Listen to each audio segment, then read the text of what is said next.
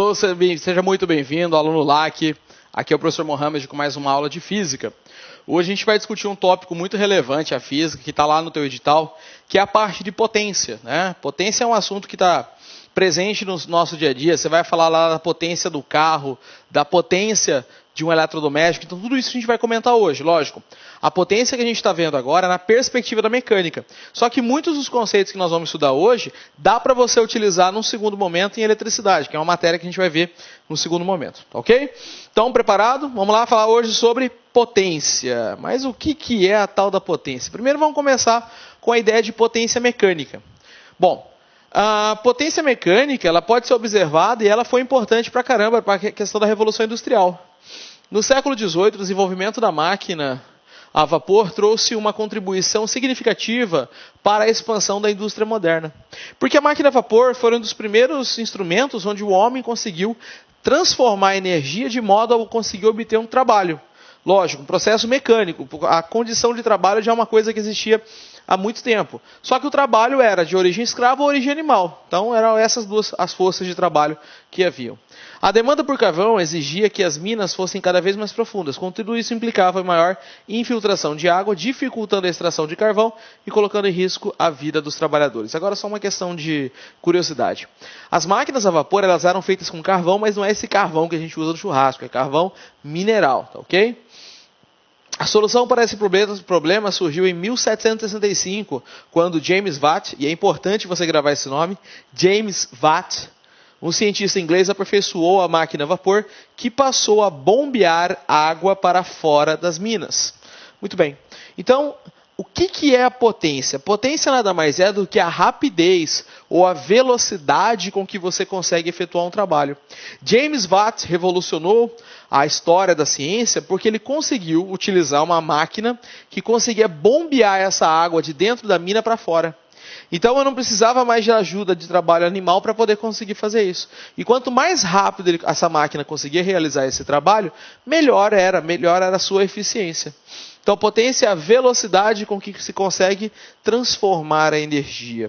Como potência é a velocidade com que se transforma a energia, a gente pode dizer que potência seria a quantidade de energia transformada divididos pelo tempo.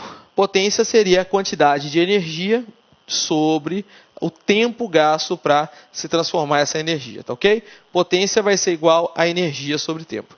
Aí a gente faz uma análise dimensional da seguinte maneira. A energia no sistema internacional, ela é medida numa unidade chamada de joule. E o tempo no sistema internacional é medido em segundos. Então a unidade de medida da potência deveria ser joule por segundo. Joule por segundo. Só que em homenagem a Watt, isso foi chamado de joule por segundo, é chamado de watts. Joule por segundo recebe o nome de watts.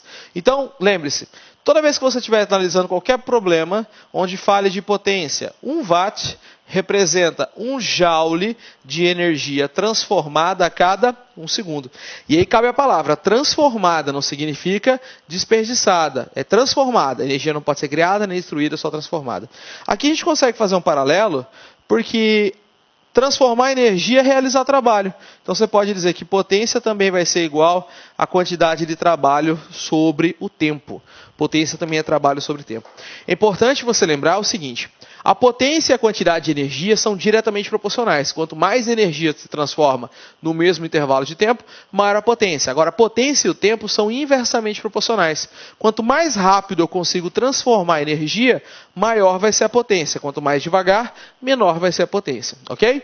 É a mesma coisa. Se você pensar em dois automóveis, pensa num automóvel 2.0 e um automóvel 1.0. E eu quero colocar os dois para partir do repouso e chegar até a velocidade de 100 km por hora. É lógico que os dois conseguem fazer isso, mas o automóvel que é 2.0, por ter maior potência, ele desenvolve o seu trabalho num tempo menor, ele faz isso mais rápido. Tá ok? Aqui tem um esquema da máquina a vapor que Watt utilizou, e ela consistia no seguinte. Nós tínhamos aqui o carvão mineral que era queimado, e esse carvão mineral ele aquecia esse recipiente, de modo que esse recipiente, a água evaporava, aumentando a quantidade de pressão. E essa água que era evaporada, ela vinha e se condensava nesse ponto. diminuindo a pressão, fazendo com que essa bomba subisse e descesse e retirasse a água de dentro dessa tubulação. Bom, a máquina de James Watt foi resultado do aperfeiçoamento da máquina de Newcomen e consiste em um dispositivo que usa queima de combustível para aquecer certa quantidade de água. O vapor liberado por esse aquecimento é usado para empurrar um pistão que, por sua vez, movimenta uma roda utilizada para erguer um determinado peso. Tá bom? Só questão de curiosidade, é bom a gente saber disso, da questão da máquina a vapor, porque pode se aparecer alguma coisa para você, pelo menos você ter uma noção do que é essa máquina a vapor. Vamos relembrar aqui, ó, o que é trabalho. O trabalho de uma força é definido como uma grandeza escalar, ou seja, depende só do módulo e da unidade de medida, correspondente ao produto escalar da força pelo deslocamento, desde que a força constante e o deslocamento tenham a mesma direção e sentido. Agora, eu posso colocar a seguinte situação. Imagine que haja uma força e eu quero pegar essa força para empurrar esse bloco. Quando eu pego essa força e empurro esse bloco daqui para cá, provocando nele um deslocamento D, então a gente provocou um deslocamento, eu posso dizer que houve um trabalho. Então a gente pode tratar o trabalho como sendo o produto da força vezes o deslocamento, vezes o cosseno do ângulo entre o vetor força e o vetor deslocamento. Ok? Agora, se os dois tiverem o mesmo sentido, o ângulo entre eles é 0 e o cosseno de 0 é igual a 1. Tá bom? Muito bem. Uma pequena observação. E nós temos algumas situações que são bem interessantes. Imagina aqui que eu haja uma força atuando nesse sentido, e aqui nós temos o vetor deslocamento. No segundo caso, eu tenho aqui o objeto, uma força atuando nesse sentido, e aqui nós temos o vetor deslocamento.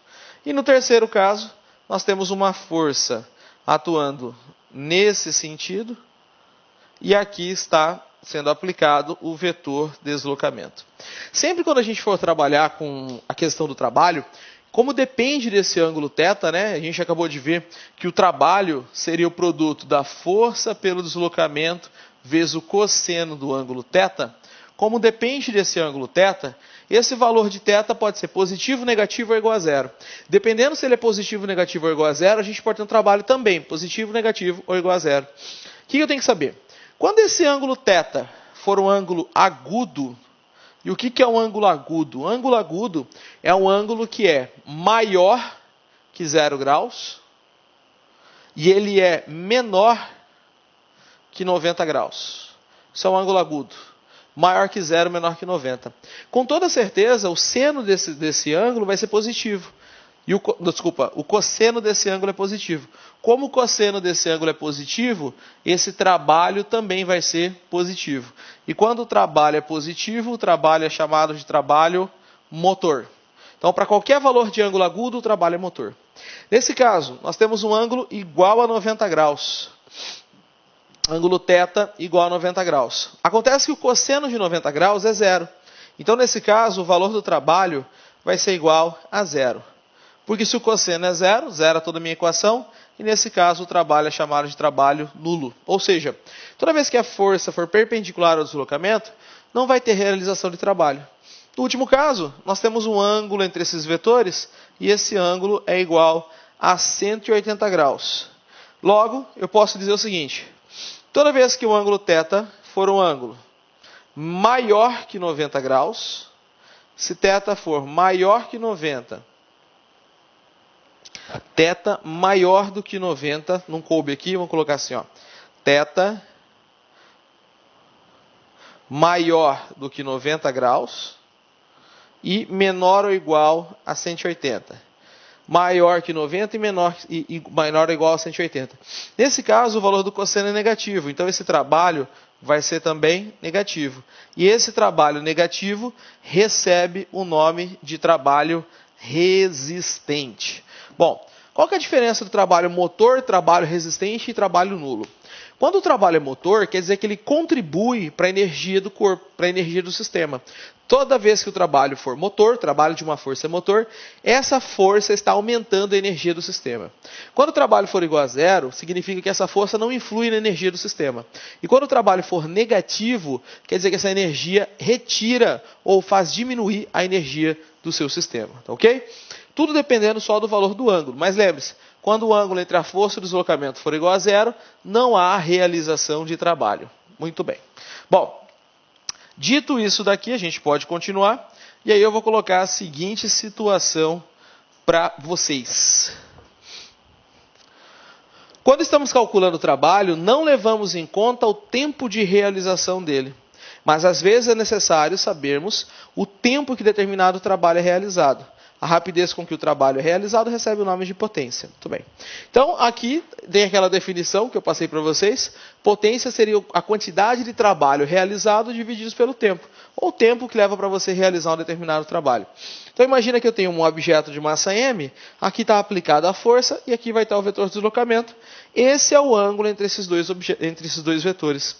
Quando a gente calcula atribuindo a identidade para o trabalho, eu lembro o seguinte. Potência é igual a trabalho sobre tempo, mas trabalho também é força vezes deslocamento divididos pelo tempo. O fato é que quando a gente divide o deslocamento do objeto pelo tempo, nós encontramos uma grandeza chamada de velocidade.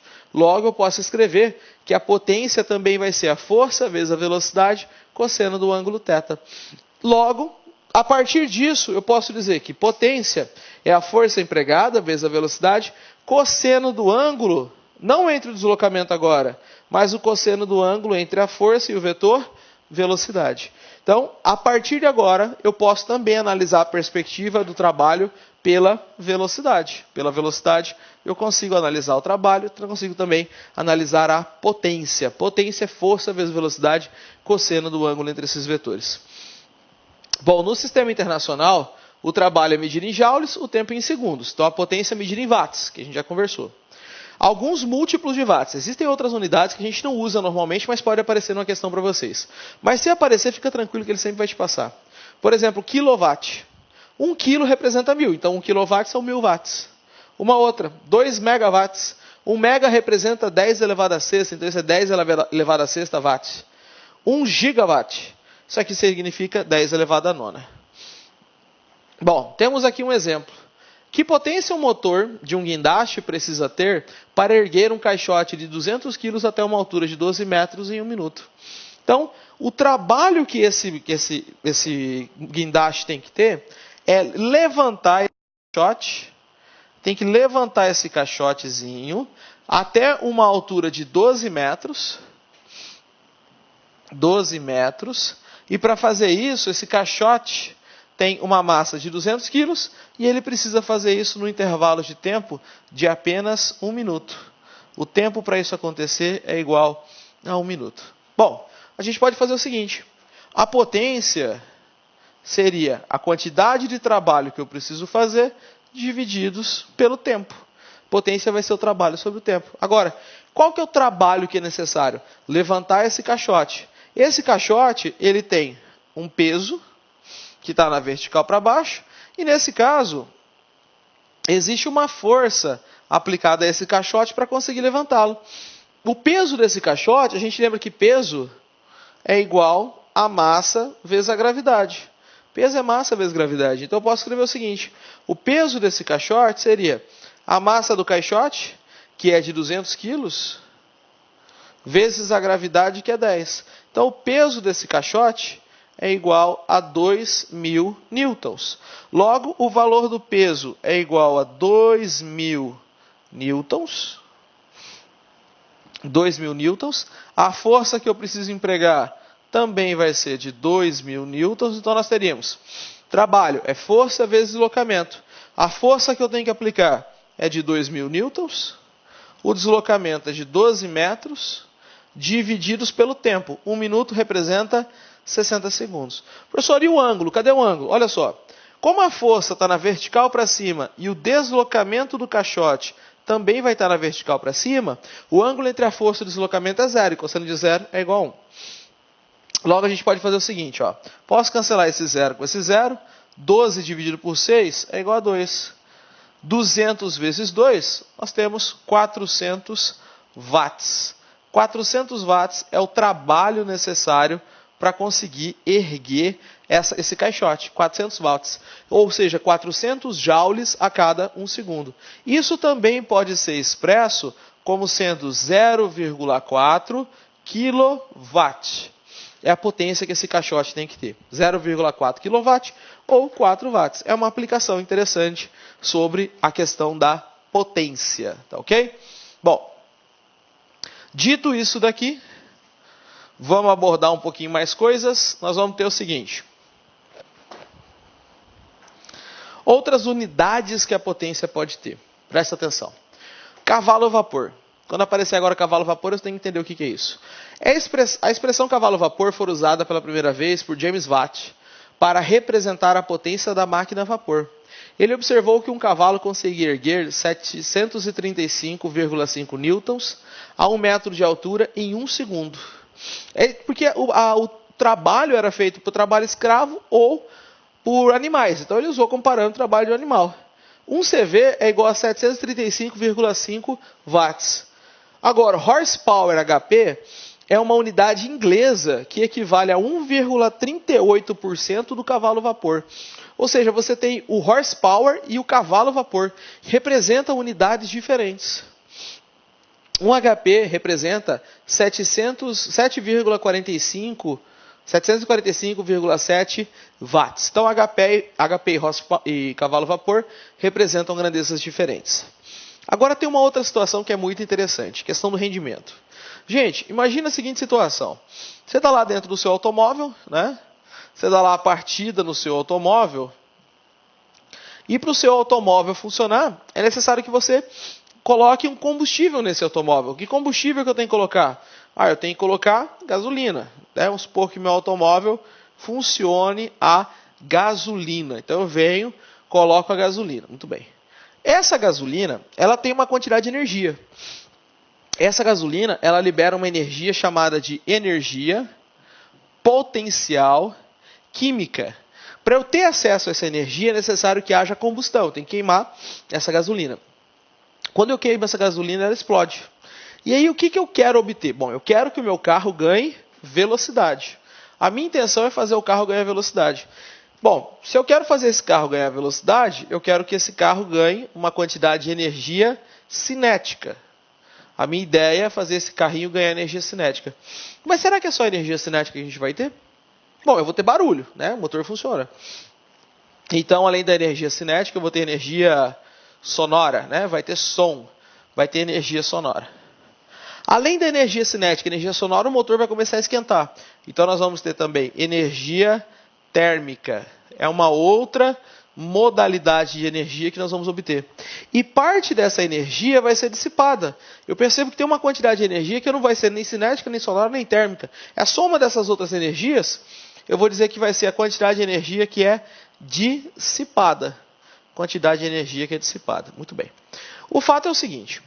Quando a gente vai escolher um automóvel, a gente observa, não só o automóvel, mas os eletrodomésticos também. O Inmetro, ele coloca um selo de eficiência. E esse selo, ele vem marcado lá, ó, A, B, C, D, E. Tem um selo de eficiência. Quanto mais perto de A, melhor a eficiência. Um automóvel com classificação A é um automóvel que tem uma grande eficiência. Mas o que seria eficiência? Bom, o que eu quero é transformar a energia potencial química da gasolina em energia cinética. Quanto mais dessa quantidade de energia é transformada em energia cinética, quanto menos energia eu perco nas outras modalidades, mais eficiente vai ser esse motor, melhor vai ser o rendimento, melhor o rendimento. A gente percebe isso, por exemplo, quando a gente está andando de carro e alguém fala, meu carro é gastador, meu carro faz 5 km por litro. Quer dizer que esse automóvel ele consegue cobrir a distância de 5 km gastando 1 litro. Mas o meu carro é mais econômico. O meu carro ele faz 7 km por litro. Ou seja, ele aproveita melhor a energia. Porque com apenas 1 litro de combustível, esse cobre uma distância de 2 km a mais. Ou seja, o rendimento está relacionado com o trabalho útil, que é o que você está buscando. O que eu quero é me deslocar, então esse é meu trabalho útil. A gente tem isso também, por exemplo, quando a gente está falando de lâmpadas. As lâmpadas a vapor e as lâmpadas a vapor, lâmpadas incandescentes, lâmpadas fluorescentes. Esses tipos de lâmpadas, com o passar do tempo, elas foram evoluindo. Hoje, nós temos vários tipos de lâmpadas no mercado. Dependendo do que eu vou utilizar, dependendo da minha necessidade, eu uso um tipo de lâmpada ou outro. Então a gente pode colocar a seguinte situação. Eu tenho lá, ó, a lâmpada incandescente. Nós temos a lâmpada fluorescente e nós temos a lâmpada de LED. Tá? Incandescente, fluorescente e a lâmpada de LED. O funcionamento delas é um pouquinho diferente. Quando a gente pega uma lâmpada lá do tipo incandescente, lembra que lâmpada incandescente é aquela lâmpada... Olá, meus amigos, minhas amigas, sou o professor Luiz Antônio Carvalho, estou aqui para convidar vocês a conhecerem a nossa super proposta pedagógica para o concurso da PRF 2018-2019. Aqui na Lá Concurso você pode ter certeza que é o melhor custo-benefício do mercado para esse concurso. Apenas 10 parcelas de R$ 25,00 você vai ter um curso completaço, super atualizado, ponto a ponto do edital. Professor, quanto que é mesmo? 10 parcelas de R$ 25,00 e digo para vocês, a qualidade das nossas videoaulas é do professor que você acabou de assistir. Nós não temos professores medianos, nós temos professores sempre top de linha, professores bastante experientes, que eu tenho certeza que vai ajudar vocês. Bacana? Então, convido vocês aí a estudar aqui na Lá Concursos. Quer se matricular? Clique aqui embaixo, tem um link para você fazer sua matrícula, que é algum esclarecimento. Nós temos aqui também um link, você vai falar no WhatsApp da nossa empresa lá, com uma das meninas do nosso atendimento. Bacana, meus amigos? Espero vocês aqui na Lá Concurso. Ah, detalhe, de segunda a sábado, todos os dias, às 9 horas, nós temos aí uma live de um assunto importante sobre a PRF. Tudo bem, pessoal? Espero vocês. Um forte abraço. Fui. Tchau. Clique lá.